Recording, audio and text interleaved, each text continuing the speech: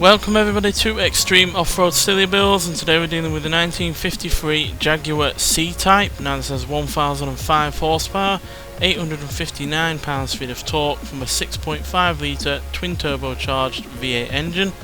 The car itself now weighs 2,109 pounds, has off-road tyres, all-wheel drive and off-road suspension, and it can now do 0 to 60 in 2.97 seconds, 0 to 105.664 seconds, and going to a top speed of 212 miles an hour. Now obviously this is a classic racer from the 50s that really wasn't meant for doing this, solely made for track racing. So yeah, I'm not sure how it's going to deal with this, because obviously it's got a lot more in the way of power, all-wheel drive system, off-road tyres, etc. So yeah, this could be tricky, or it could at least be extremely quick. Or it could be a combination of both. We have seen vehicles that have been easy as anything to drive down this course and not been particularly quick.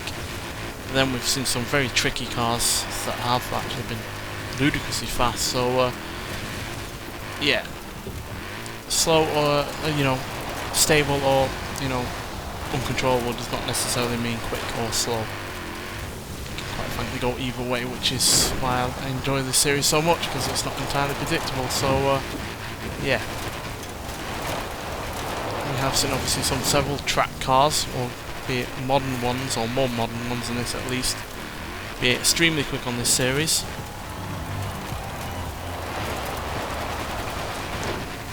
Whereas obviously the older ones haven't been. But then again, new track cars being quicker than off-roaders has become the big surprise of this series.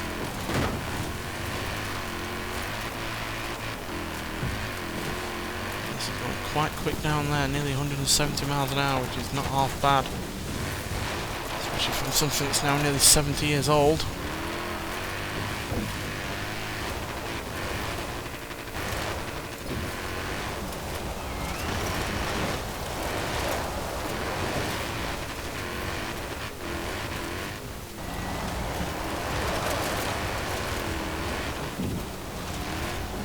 I've used this engine in this car before in a How Fast Will It Go episode.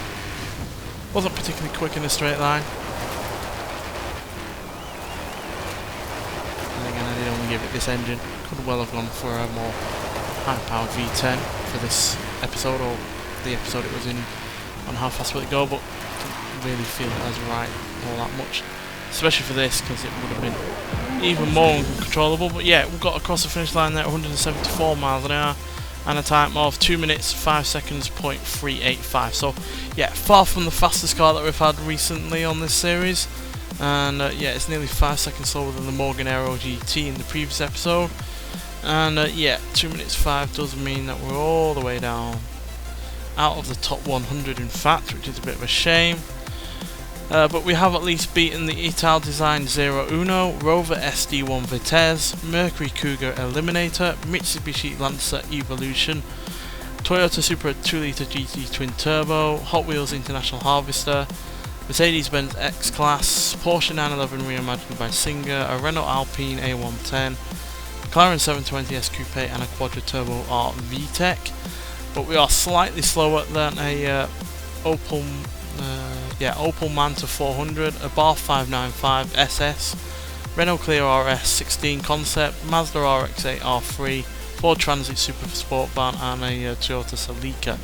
So yeah, we are not particularly fast, but given the age of the car, the fact it's a track car originally, and yeah, it was never meant for going anywhere near anything off-road, that is reasonable. But yeah, definitely could be a lot better. And yeah, I think the fact that even though it was getting up to some quite high rates of speed at times, we were doing nearly 170 on one part, it just wasn't quick through the corners at all really. I think it was spinning away a fair bit of its power through lack of traction. So yeah, which doesn't help by the fact you can't really put that much of a wide tyre on the rear wheels or on the front. So yeah, was struggling for traction, which is no surprise given it's now got more than 1,000 horsepower and it still only weighs 2,100 pounds. So yeah, not much in the way of weight keeping the car down, but still could be a lot worse.